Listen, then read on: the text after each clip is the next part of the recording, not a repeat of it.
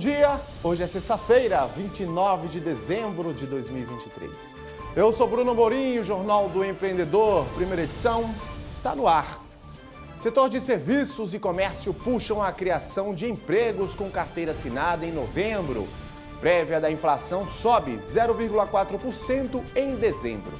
Governo anuncia medidas de arrecadação com reoneração gradual da folha. E hoje é o último dia para empresas destinarem imposto de receita devido a projetos sociais. Tudo isso e muito mais você confere agora no Jornal do Empreendedor, primeira edição.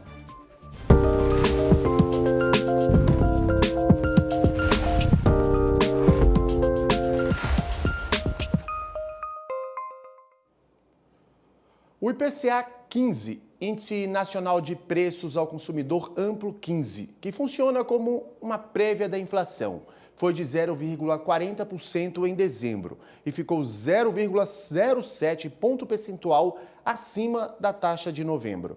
Com isso, o IPCA 15 fechou o ano de 2023 com 4,72% de variação.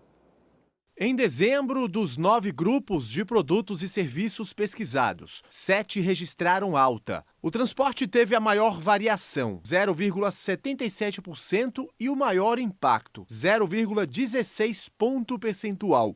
O grupo alimentação e bebidas variou 0,54%, com impacto de 0,12 pontos percentuais. A habitação registrou alta de 0,48%, com 0,07 pontos percentuais de impacto. As demais variações ficaram entre a queda de 0,46% no grupo de comunicação e a alta 0,56% de despesas pessoais.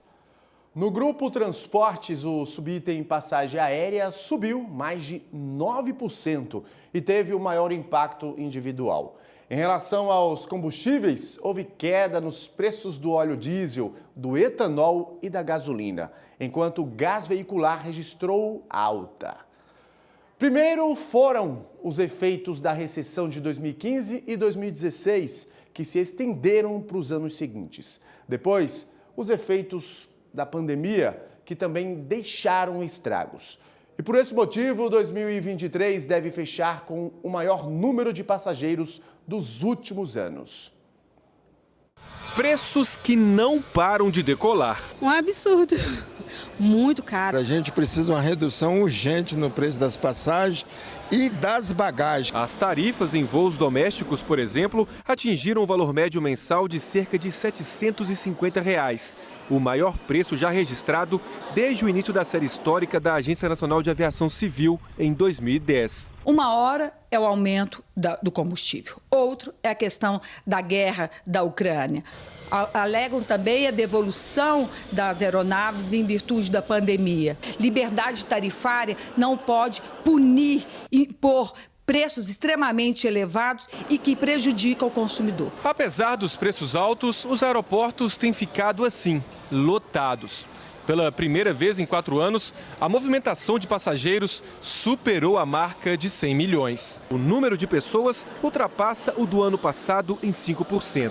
Para driblar as tarifas, cada um adota uma estratégia. Tem que comprar com 2, 3 meses de antecedência para ver se dá para viajar. Esta família ficou de olho em promoções durante todo o ano para viajar para Maceió. Só assim mesmo, né? Fazendo no pacote que a gente consegue. Dividimos, parcelamos, porque afinal são 9 pessoas, né? Para caber no bolso. E como subiram, os preços das passagens aéreas. E os serviços e o comércio continuam puxando a criação de empregos com carteira assinada. Em novembro, foram criados 130 mil postos de trabalho com carteira assinada, um aumento de 1,7% em relação ao mesmo período do ano passado. A maioria dos empregos formais foi criada no setor de serviços, mais da metade, quase 97 mil postos, e no comércio, 88 mil. Mas áreas como indústria, construção civil e agropecuária tiveram queda devido ao impacto sazonal. No acumulado de janeiro a novembro, foram gerados no país 1.914.467 postos de trabalho. O resultado foi positivo em todas as áreas e nas 27 unidades da federação. Os dados do Cadastro Geral de Empregados e Desempregados, o CAGED, de novembro, foram divulgados pelo Ministério do Trabalho nessa quinta-feira. E a Petrobras encerra 2023 com um balanço positivo. Em entrevista exclusiva ao canal Band News, o presidente da empresa, Jean Paul Prats, afirmou que a estatal encerra o ano com autossuficiência na produção e rumo à transição energética. Para 2024, a expectativa é manter a transparência na tabela de preços, sustentando a política correta de investimentos.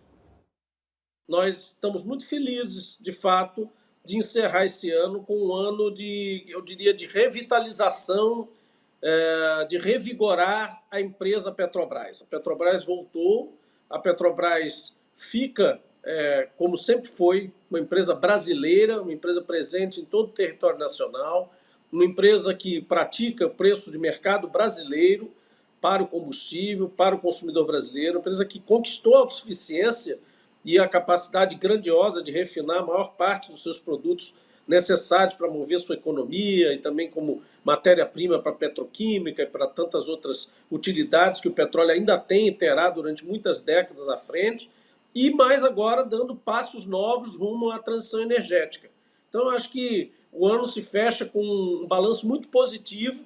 A empresa valorizou mais de 110% em dólar e mais de 90% em reais, por incrível que pareça, valorizou mais em dólar do que em real, ou seja, mais no mercado lá de fora do que no mercado nacional, mas de qualquer forma, tudo em torno de 100% a valorização da Petrobras do início da gestão para hoje. Então nós estamos muito satisfeitos porque cumprimos o programa de governo que nos propusemos a fazer desde o início, sem absolutamente afetar a rentabilidade e a atratividade da empresa para os seus acionistas.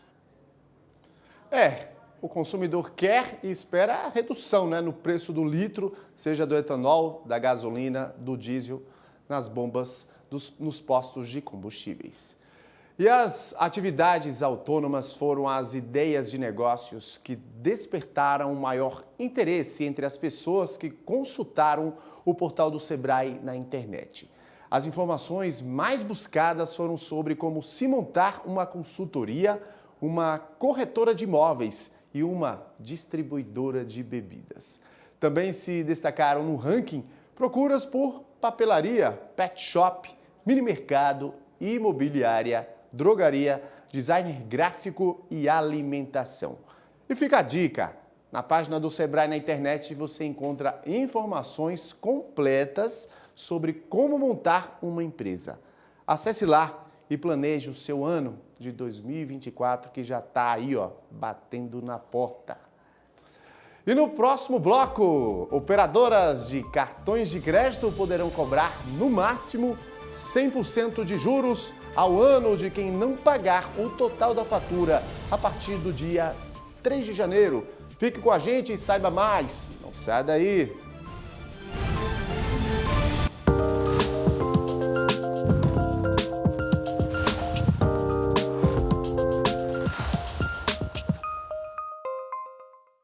De volta com o Jornal do Empreendedor, primeira edição ao vivo e para todo o Brasil.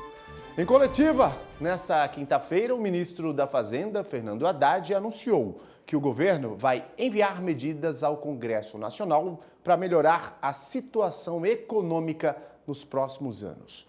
Ele quer compensar a perda de arrecadação de cerca de 20 bilhões de reais por conta da desoneração da folha de pagamentos. Segundo o ministro, as medidas buscam garantir que o governo cumpra a meta fiscal prevista no orçamento de 2024 de déficit zero, ou seja, gastar apenas o que será arrecadado no ano, sem aumentar a dívida pública. Entre as medidas estão a limitação a um teto de 30% do crédito total das compensações tributárias feitas pelas empresas, ou seja, de impostos que não serão recolhidos nos próximos anos para compensar impostos pagos indevidamente em anos anteriores e já reconhecidos pela Justiça.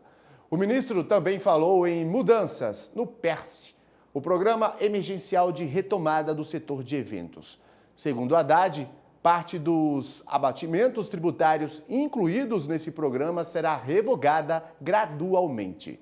Os textos das medidas só começarão a tramitar a partir de fevereiro, quando o Congresso, os parlamentares, voltarem do recesso.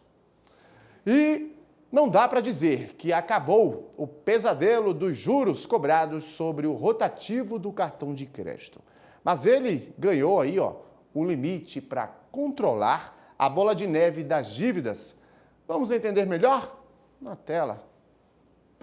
Os juros do rotativo do cartão de crédito tiram o sono de muita gente. Entre os brasileiros inadimplentes, 55% têm dívidas no rotativo, o maior número desde 2020. Quem não consegue pagar o valor total da fatura no fim do mês tem que dividir o restante e pagar as parcelas com uma taxa de juros que pode chegar a 450% ao ano. Mas a partir do dia 3 de janeiro, essa realidade vai mudar. As operadoras dos cartões de crédito poderão cobrar no máximo 100% de juros ao ano de quem não pagar o total da fatura. Ou seja, o restante não poderá exceder o valor original da dívida. Um alívio para muita gente, como a Maria Regina, que não conseguiu quitar o valor total do cartão, que passava de R$1.000. Ela só pagou 400 e a situação se complicou. Eu fiz o empréstimo, mas aí agora eu tenho que pagar o empréstimo e a fatura. As pessoas acabam utilizando porque elas não têm para onde correr.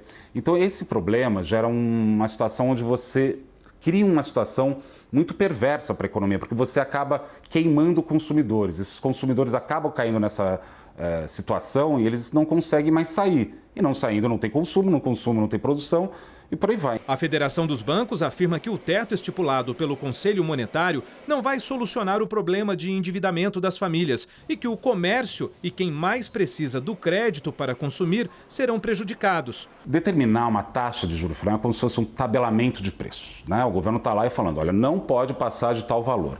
Agora, o que vai determinar de fato essa dinâmica tem a ver com as condições de mercado. Porque se, de repente, para o banco não for interessante emprestar com uma taxa desse patamar para um cliente que já está numa situação muito difícil, ou seja, que ele entende que tem um risco de inadimplência maior, né, os créditos vai secar. O consumidor pensa diferente. A gente fica mesmo devendo pro resto da vida. Porque às vezes quando você não tem limite, né, vai só aumentando e aí você perde o controle e acaba se endividando cada vez mais.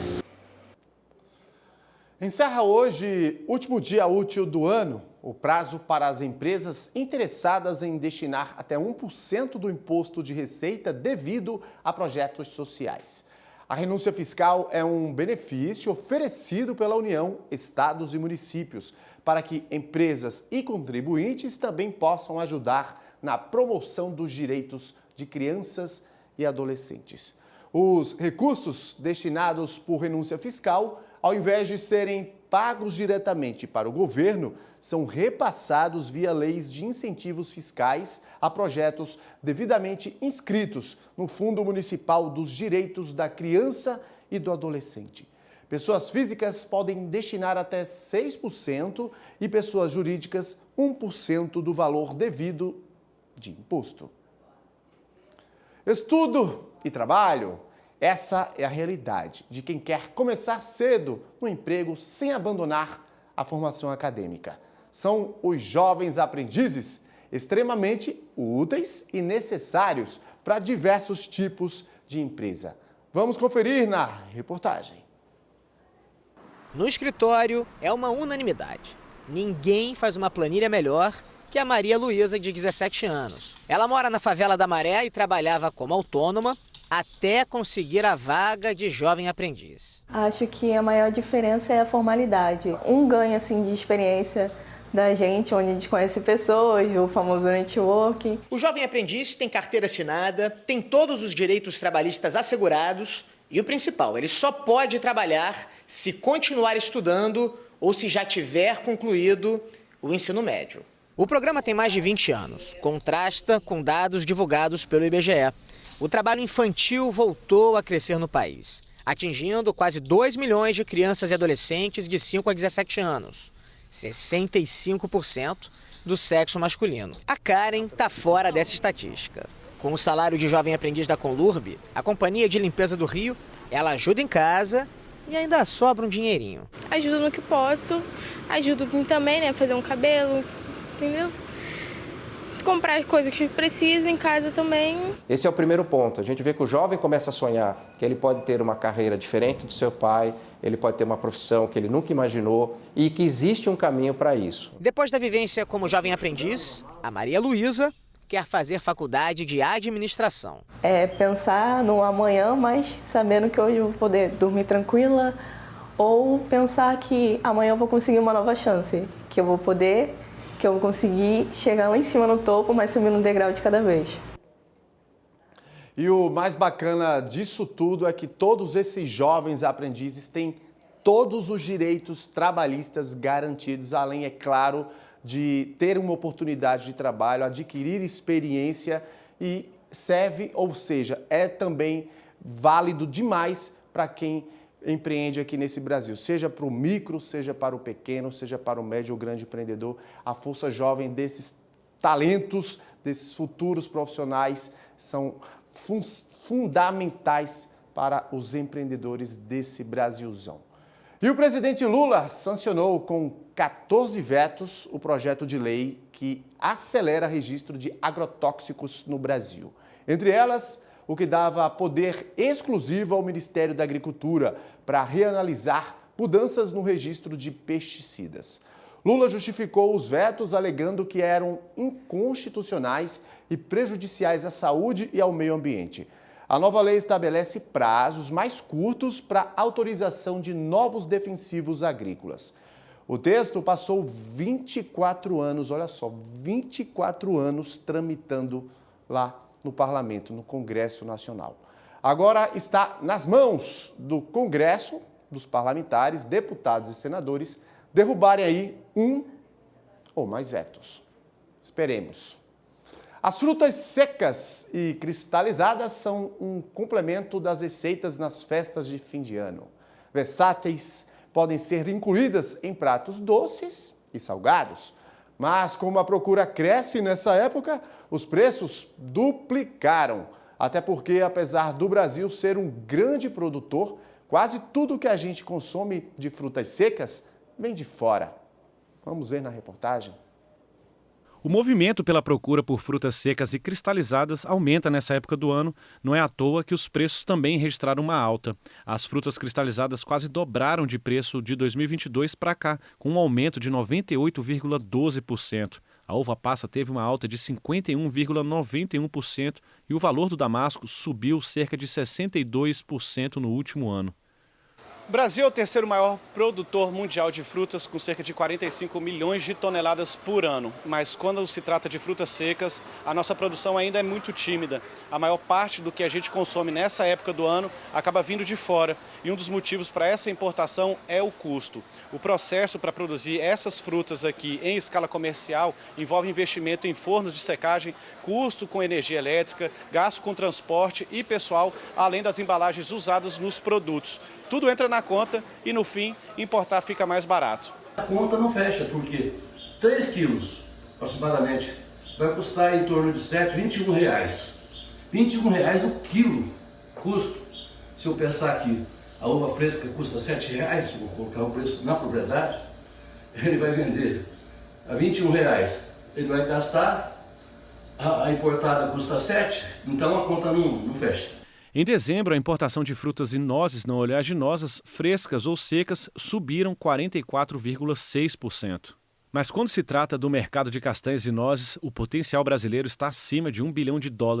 Com a abertura de novos mercados, o Brasil tenta se igualar com os maiores exportadores, como o México, Estados Unidos e a África do Sul. Estamos abrindo o mercado do Oriente Médio, mandando nozes para Israel e Arábia Saudita.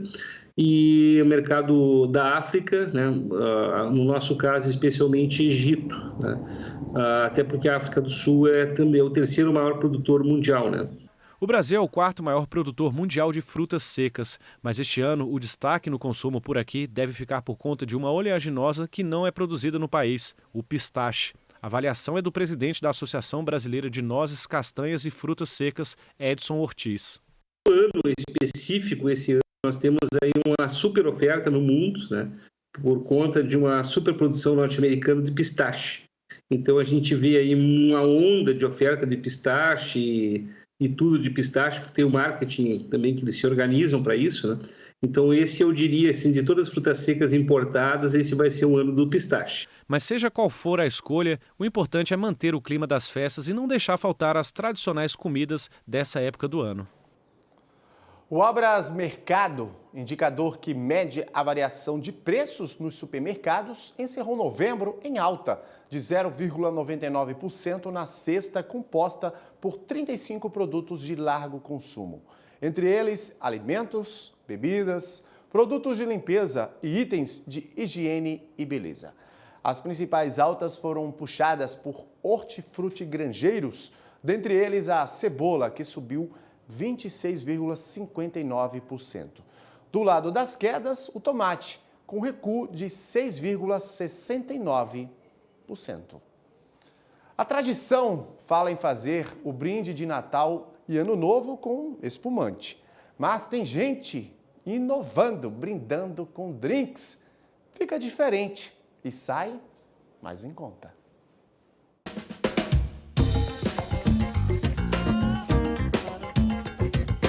Se tem uma coisa que muita gente não abre mão nas festas de fim de ano, é do brinde com a família e os amigos. E nessa hora, a preferência é por ele. Espumante. Sei lá, símbolo de renovação. O espumante, o mais suave que tiver, vai, pra festejar. Só que quem não dispensa a bebida vai ter que gastar um pouquinho mais no brinde este ano. O preço do espumante subiu 3,52% em relação a dezembro de 2022. E aí, para quem não quer gastar muito, vale apostar na criatividade e em drinks à base de outras bebidas mais em conta. O que não pode é deixar o momento de confraternização passar em branco. Uma opção é este aqui, feito com suco de laranja, hortelã e vodka. Só espremi o suco de laranja e bati com hortelã no liquidificador e eu fiz uma coagem bem fina ali. Outra alternativa é o mojito de morango. A fruta é batida com açúcar, mel e finalizada com uma dose de rum e água com gás. A mesma quantidade de morango e açúcar, eu devo ter usado aproximadamente 250 gramas de cada, e bati no liquidificador. Somente isso e botei gelar para ficar na consistência que eu queria. Aproveitar as frutas da estação também ajuda a deixar o drink mais em conta. Usa a fruta que gosta, usa o xarope que gosta, usa a especiaria que gosta. Assim fica muito mais fácil você criar algo bom e que não fuja muito do seu paladar. Que bacana, isso se chama inovação. Parabéns pela iniciativa, empreendedor. O Ibovespa, índice referência do mercado acionário brasileiro, encerrou o pregão dessa quinta-feira, o último de 2023, em queda de 0,01% aos 134.185 pontos, pouco abaixo de seu recorde histórico de fechamento, que ocorreu na quarta-feira, dia 27. No ano, o Ibovespa subiu mais de 20%, a maior alta anual desde 2019. E se você deixou para ir ao banco hoje, desista. De acordo com a Febraban, a Federação Brasileira de Bancos, não haverá expediente bancário presencial nesta sexta. As instituições vão estar fechadas e serão reabertas apenas na terça-feira, dia 2 de janeiro. Mas os canais eletrônicos estão funcionando normalmente.